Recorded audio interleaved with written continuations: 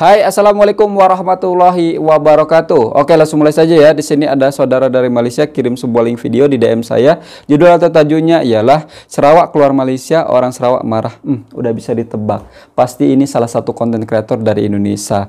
Kebanyakan konten kreator dari Indonesia kenapa sih selalu buat konten-konten yang provokasi? Kenapa? Buat malu saja. Apalagi langsung direction oleh bekas anggota tentara TUDM, Tentara Udara Diraja Malaysia, yaitu Abang Rais. Udah berapa kali Abang Rais ini selalu reaction tentang konten kreator dekat Indonesia yang rata-rata itu provokasi. Mau ditaruh di mana nih muka nih? Mau diletak di mana nih muka nih?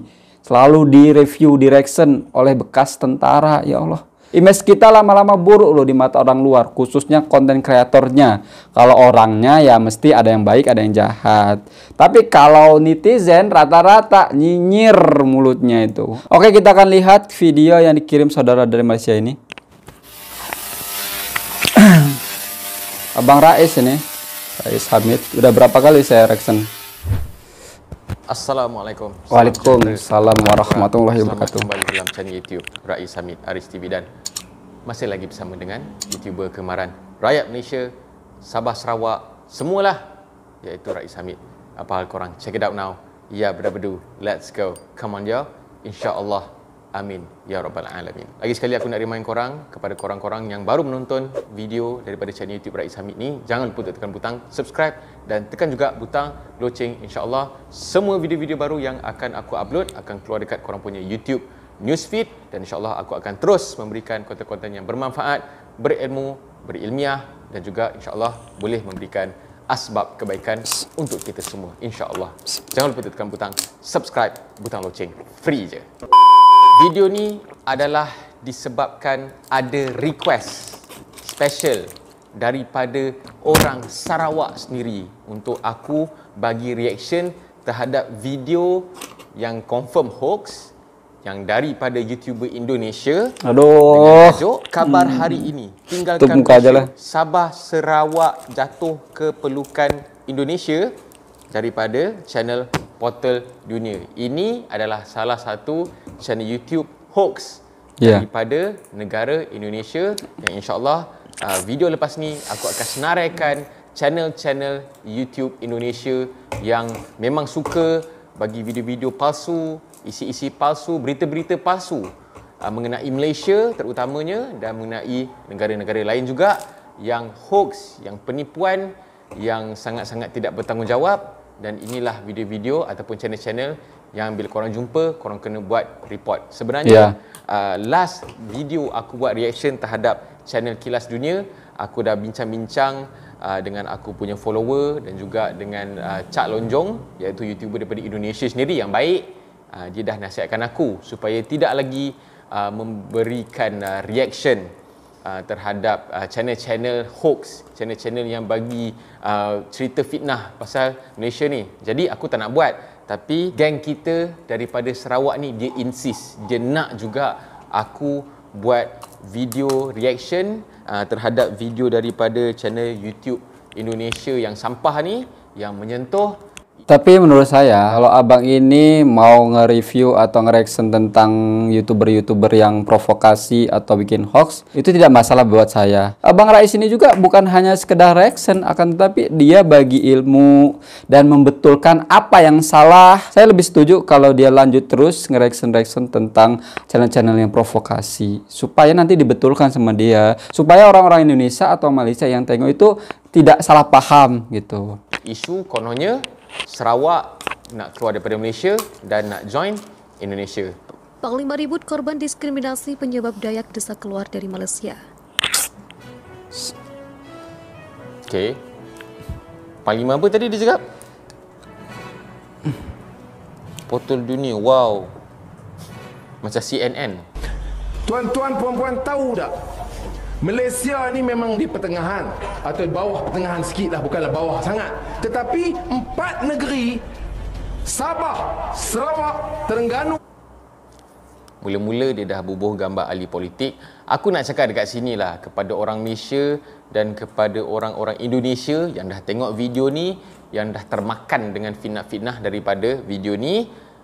Politik is politik. Ahli politik punya cakap, kau tak payah pakai lah. Okey, semuanya ada kepentingan masing-masing. Betul. Nak meraih kuasa, nak meraih pengaruh, nak meraih jawatan. Jadi kalau kau nak ambil bulat-bulat cakap ahli politik, tak payahlah. Itu dianggap negeri yang sangat rendah tahap kemajuan dia. Sebab dia kata sebabnya PAS. Sebabnya kunurnya sebab PAS memerintah. Nampak? See? Apa yang dia cakap pun sentuh parti politik ni, parti politik ni. Kalau orang luar tengok dekat Kelantan, contohnya macam yang tokoh politik ni bagi tahulah, dia kata kononnya Kelantan ni tak maju. Tapi sebenarnya kalau tengok, kalau korang pergi sendiri dekat Kelantan, which is aku pernah pergi sendiri dekat Kelantan, dorang happy, dorang bersyukur dan dorang tak perlukan pun benda-benda yang dianggap sebagai kemajuan ni. Dorang dah happy hidup dengan apa yang ada di sana, dengan masyarakat yang best, yang tak ada orang kata macam nak beza-bezakan kaum sangat. Orang Cina boleh cakap Kelantan, orang India boleh cakap Kelantan, bisnes diorang bagus, dia punya semualah bagus dekat Kelantan ni. Jadi sebenarnya tak ada isu yang kononnya rakyat Kelantan ni sedih sebab negeri diorang tak maju. Tak ada langsung rakyat Kelantan happy je duduk dekat Kelantan. Apa yang Sabah dapat, apa yang Kota Belud dapat, anugerah daerah termiskin, seolah tiada penghujung soal kedaipan. Sabah Sarawak gagal menyentuh kami orang-orang tempatan, gagal menyentuh kami bumi putra di Sabah dan Sarawak. Ya, negeri kami kaya tetapi rakyat kami miskin. Jadi Perdana Menteri Malaysia, kunci bagus, buang. Jangan buang timbalan Perdana Menteri aja. Buang sekali Malaysia. Kami orang Sarawak tu dari Malaysia. Mun kami orang siap pandai mentadbir. Buang sekali. Biar kami orang mentadbir negara kami orang untuk pun. Tonton video ini sampai selesai agar tidak gagal faham. Fine. Terus-terusan menjadi korban diskriminasi bisa menjadi salah satu pemicu masyarakat suku Dayak di negara bagian Sarawak dan negara bagian Korban Sabah diskriminasi? mendesak keluari Federasi Malaysia. Hal itu dikemukakan Peter John Jaban, Panglima Ribut Founder Dayak Right Action Force dalam Peter webinar John Jaban. Geostrategi. Kalau siapa-siapa nak tahu, Peter John Jaban ni adalah bekas penyampai berita Radio Sarawak Bebas. Beliau juga adalah seorang yang memperjuangkan nasib haiwan orang utan dekat Borneo dan pejuang nasib orang Iban di Sarawak. Dan beliau juga adalah founder kepada persatuan S4S, iaitu Sarawak for Sarawak. Pendek cerita, dia ni seorang aktivis lah. Okay? Dia bukannya menteri ke berbenda ke, tak ada. Dia seorang aktivis, ketua dalam satu persatuan yang mewakili segelintir kelompok dekat Sarawak ni. Bukannya mewakili seluruh rakyat Sarawak pun. Okay? Dan beliau juga ada berita-berita yang sebelum ni, dia ada juga berkaitan dengan politik Malaysia lah. Dalam geopolitik Pulau Borneo dan isu referendum Sabah dan Sarawak pada Sabtu siang. Kami orang Dayak di Sabah dan Sarawak menjadi asing di tanah sendiri di Pulau Borneo, Pulau Dayak, Tanah Dayak, kata Peter Jaban. Bertindak sebagai keynote speaker, Dr. Julius Yohanes, Sekretaris Jenderal Dayak International Organization dan sekarang Sekretaris Program Pasca Sarjana Ilmu Sosial di Fakultas Ilmu Sosial dan Ilmu Politik Universitas Tanjung Pura, Pontianak dengan judul Pentingnya Diplomasi Kebudayaan Dayak dalam Konteks Geostrategi dalam Geopolitik Pulau Borneo. Selain menampilkan Julius Yohanes dan Peter John Jaban, moderator by the way, sorry gelap sikit. Sebab dekat luar gelap. Aku tak ada lampu studio. InsyaAllah nanti beli. Menampilkan Bobby William, Presiden Parti Udah terang kok, Bang. Sarawak Persatu PBDSB dengan judul Dayakisme dan Politik serta Andrew Ambrose Atama Katama, perwakilan tetap suku Dayak di Perserikatan Bangsa-Bangsa dengan judul Eksistensi Masyarakat Adat Dayak dalam Diplomasi Kebudayaan Abad 21. Menurut Peter John Jaban, saya pernah ditangkap polisi di Kuala Iklan. Saya pernah ditangkap polisi di Kuala Lumpur hanya lantaran menggunakan tato ciri khas Dayak. Dalam integrasi, malah oknum polisi itu Kuala Lumpur tanya kenapa orang Dayak bisa berada di Kuala Lumpur. Dia cakap Peter John Jaban ni pernah ditangkap polis. Okey, aku ada penjelasan dan pembetulan dekat sini. Peguam kepada Peter John Jaban sendiri telah memberikan statement bahawa beliau menafikan bahawa Peter John Jaban ni ditahan ataupun dilarikan oleh pihak polis. Berita penahanan ni sebenarnya adalah pada tahun 2012. Bapak lama, babe. Kau boleh jadikan kau punya konten benda lama ni. Lepas tu kau buat macam benda ni baru lagi. Bijak. Oh sorry, tak bijak sangat lah. Saya dan istri betul-betul sakit hati. Dalam tatanan politik kebudayaan di Federasi Malaysia, orang Dayak di Sabah dan Sarawak sama sekali tidak diperhitungkan. Sebagai orang asal, Jadi YouTuber ini memuat naik kembali berita tentang penangkapan siapa nih tokoh tadi. Itu kejadian di tahun 2012, udah 10 tahun lebih. Kenapa dimuat naikkan lagi? Ini udah niatnya udah tidak betul. orang Dayak tidak diakui.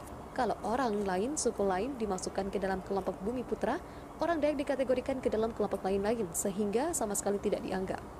Kalau orang imigran dari Pakistan dan Filipina dengan mudah mengantongi kartu tanpa penduduk atau identity card atau IC, orang Dayak dipersulit mendapatkan IC. Ini kenyataan pahit yang kami alami, tapi para oknum Aku betulkan terus lah. Tak ada langsung istilah mana-mana suku kaum yang lahir dekat Malaysia ni ditindas atau didiskriminasi. Langsung tak ada. Ini adalah agenda politik semata-mata sahaja. Nak cerita pasal Malaysia, kau orang Indonesia. Kau nak cerita pasal Malaysia, buat research daripada sos yang sahih. Okey, jangan buat fitnah pasal Malaysia. Ini orang Sarawak sendiri suruh aku buat reaction. Orang Sarawak sendiri marah dengan video ni. Lah Hanat. kata Peter John Jaban. Peter John Jaban, hal-hal seperti inilah yang menjadi salah satu pemilu 23 tokoh lembaga swadaya masyarakat dan tokoh di Sabah dan Sarawak mengeluarkan memorandum untuk menuju referendum keluar dari Federasi Malaysia pada Kamis malam. Sabah dan Sarawak dan Sabah keluar dari Malaysia hanya soal waktu, pasti terwujud jika kami orang Dayak terus-menerus menjadi korban kriminalisasi politik, ujar Peter John Jaban. Okey, dalam ni dia cakap tadi, Peter John Jaban ni memperjuangkan, kononnya dia nak keluarkan Sarawak daripada Malaysia. Aku ada bukti lagi. Kalau korang nak tahu, pada tanggal 2015 bulan Julai macam tu, ada perhimpunan yang dianjurkan oleh Persatuan Peter John Jaban ni, yang S4S, SAS apa semua ni. Peter John Jaban sendiri ada menegaskan bahawa perhimpunan ini bukan perhimpunan untuk nak keluar daripada Malaysia, untuk mendesak, untuk tarik sokongan untuk keluar daripada Malaysia. Tak ada langsung daripada Peter John Jaban sendiri. So celah bedah mana yang kau cakap Peter Buat-buat John sendiri Jaban nih YouTuber. daripada Malaysia? Tak dah. Ngada-ngada. Masya Allah, bikin malu. Sarawak keluar daripada Malaysia itu terpulang kepada siapa-siapa sahaja. Yang saya tahu di sini tidak ada. Kami tidak ada cakap mahu Sarawak keluar daripada Malaysia. Itu siapa-siapa pun boleh cakap. Kami tidak boleh menghalang orang yang nak bercakap. Tapi kami tidak ada cakap macam itu. Nampak statement daripada Peter John Jaban sendiri. Lain negara kasar. Tapi hal itu Andrew Anwar Membuat-buat sendiri. mengatakan Padahal dalam Peter pertemuan John wartawan di New apa York, Jaban tadi Amerika Serikat nggak ngomong. 2018, Perdana Menteri Malaysia yang ketika itu masih dijabat, Datuk Mahathir Mohamad menegaskan belum ada permohonan resmi dari Sabah dan Sarawak tuntut referendum keluar dari Malaysia. Atama Ketama mengatakan generasi muda suku Dayak harus berani tampil ke dalam forum internasional agar di dalam berbagai kesempatan memperkenalkan kebudayaan. Dalam video ni sendiri, komentator ni bagi tahu anak-anak muda Sarawak, anak-anak muda Dayak ni yang seolah-olah macam tak nak memperkenalkan budaya Sarawak ni lagi meluas dekat dalam Malaysia ni lah. Ini tuduhan dia lah yang kononnya yang menyebabkan Sarawak ni nak keluar daripada Malaysia. Dah kau fitnah pula orang-orang muda dekat Sarawak ni. Aduh. Bobby William, para tokoh politik dari suku Dayak di Sabah dan Sarawak harus berani Parah nih channel nih. di dalam menjaga hak-hak dasar suku Dayak sebagai warga negara Malaysia. Dengan Generasi muda suku Dayak harus berani terjun ke dalam bidang politik karena di institusi politik Mbak, aspirasi orang politik. Dayak boleh disampaikan, termasuk diantaranya iklan lagi tahi. Dayak boleh disampaikan, termasuk diantaranya Sabar bang. Aduh bikin malu aja nih YouTuber nih. keluar dari Federasi Malaysia, ujar Bobby William. Julius Yohanes mengatakan geopolitik adalah penggunaan unsur bumi untuk memperoleh kekuasaan atau memanfaatkan letak geografi dalam menentukan kebijakannya. Cara yang digunakan untuk mencapai tujuan geopolitik disebut geostrategi. Pentingnya geostrategi didasarkan kebudayaan Dayak dalam menjalankan geopolitik di Pulau Borneo dari aspek pertahanan negara dalam mempelajari bagaimana pengelolaan sumber daya dan kekuatan nasional, baik pada saat masa damai, perang, dan sesudah perang, dalam menghadapi segala bentuk ancaman dari dalam negeri maupun luar. Korang tahu tak, bila aku dengar betul-betul apa yang komentator ni cakap dalam video ni, dia macam mumble tau. Okey, kadang-kadang dia keluar tajuk, kadang-kadang dia menyimpang sini. Dia tak stay dengan dia punya tajuk yang kononnya Sarawak nak keluar daripada Malaysia. Something wrong lah dengan dia cakap ni. Confirm ini bukan research yang dia buat sendiri, bukan info yang dia dapat sendiri daripada sumber-sumber rasmi. Kejap lagi aku tunjuk dekat mana dia dapat skrip dia. Ancaman yang dimaksud pun sifatnya Kemana-mana alur ceritanya. namun juga ancaman yang bersifat non-militer yang mampu mengancam keutuhan wilayah, kedaulatan negara, serta Bikin malu aja Indonesia. melalui dimensi-dimensi diplomasi, pertahanan merekatkan hubungan antara negara serta membangun kepercayaan, mutual trust, dan confidence building measures (CBM).